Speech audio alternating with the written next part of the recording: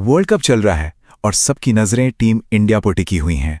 लेकिन क्या इस जीत की उम्मीद के पीछे एक ऐसी स्ट्रेटेजिक प्रॉब्लम छिपी है जिसे विरोधी टीमें तो देख रही हैं, पर शायद हम नहीं?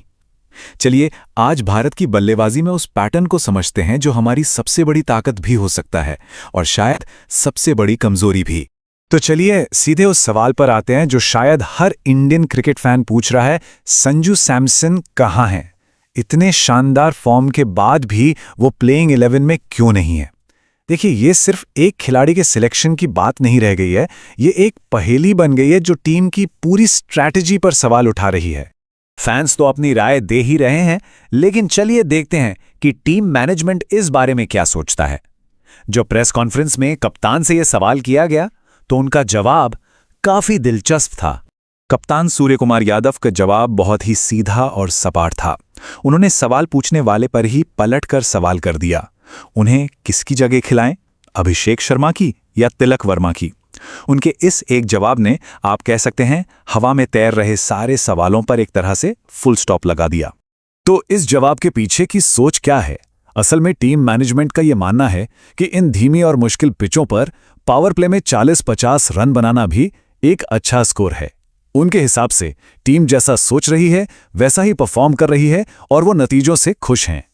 लेकिन क्या ये बहस सिर्फ संजू सैमसन को लेकर है या फिर ये किसी बहुत बड़ी स्ट्रेटेजिक प्रॉब्लम की तरफ इशारा कर रही है जिसे हम सब नजरअंदाज कर रहे हैं? चलिए थोड़ा और गहराई में जाते हैं और देखते हैं कि असली कहानी क्या है। और बात यह है कि हमें किसी एक खिलाड़ी पर फोकस करने के बजाय पूरी टीम की बनावट को देखना होगा। असली प्रॉब्लम किसी एक प्लेयर का सिलेक्शन नहीं है, बल्कि हमारी बैटिंग लाइनअप में एक खास तरह का पैटर्न है और उस पैटर्न की, उस पूरी कहानी की जड़ में है ये एक नंबर 6। अब ये 6 का आंकड़ा क्या दिखाता है? ये दिखाता है कि भारत के टॉप 8 बल्लेबाजों में से 6 लेफ्ट हैंडेड हैं। जरा सोचिए, 6। ये एक ऐसा इम्बैलेंस है जो विरोधी कप्तानों के लिए हमारे खिलाफ प्लानिंग बनाना बेहद बेहद आसान कर देता है। तो इस इम्बैलेंस का नतीजा क्या हो रहा है?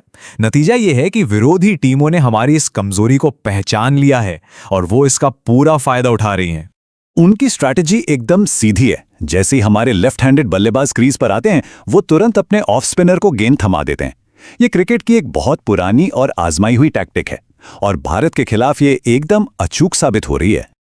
अब जरा इस नंबर पर गौर कीजिए, 102। 102 ये इस वर्ल्ड कप में भारत के खिलाफ फेंके गए ऑफ स्पिन ओवर्स की संख्या है। पूरे टूर्नामेंट में किसी भी दूसरी टीम ने इतने ऑफ स्पिन ओवर्स नहीं खेले हैं। मतलब साफ है, ये कोई इत्तेफाक नहीं है, ये एक सोची समझी चाल है। और ये ग्राफ तो पूरी कहानी को और भी साफ कर देता है। आप देखिए, बाईं तरफ का ये ऊंचा बार, ये है भारत, और दाईं तरफ ये छोटा सा बार, ये टूर्नामेंट की बाकी टीमों का एवरेज है। फर्क बिल्कुल साफ दिखा रहा है कि भारत को जानबूझकर टारगेट किया जा रहा है।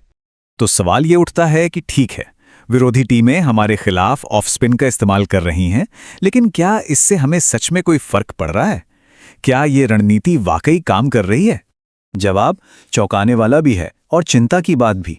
ऑफ स्पिन के खिलाफ रन बनाने की रफ्तार के मामले में भारतीय टीम इस पूरे टूर्नामेंट में तीसरी सबसे खराब टीम है। हमसे पीछे सिर्फ नेपाल और ओमान जैसी टीमें हैं। ये सच में एक खतरे की घंटी है। तो प्रॉब्लम तो एकदम साफ है। अब बात करते हैं इसके सॉल्यूशन की। क्या इस ऑफ स्पिन के जाल से निकलने का कोई रास्ता है? और देखिए, इसका हल सिर्फ संजू सैमसन को टीम में लाने के बारे में नहीं है। ये इस बात को समझने के बारे में है कि एक खास रणनीति को तोड़ने के लिए एक खास तरह के खिलाड़ी की जरूरत होती है। ये सिलेक्शन पॉपुलैरिटी पर नहीं, बल्कि प्योर स्ट्रैटेजी पर आधारित होना चाहिए। तो देखिए, बाईं तरफ है हमारी अभी की सिचुएशन, 6 लेफ्ट हैंडर्स, एक प्रिडिक्टेबल पैटर्न और ऑफ स्पिन के खिलाफ कमजोरी।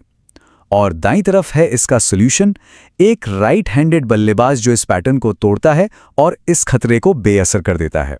ये काम कैसे करता है? बहुत सिंपल है। टॉप ऑर्डर में एक राइट हैंडर आते ही लेफ्ट हैंडर्स की वो जो एक लाइन लगी हुई है उसे तोड़ देता है।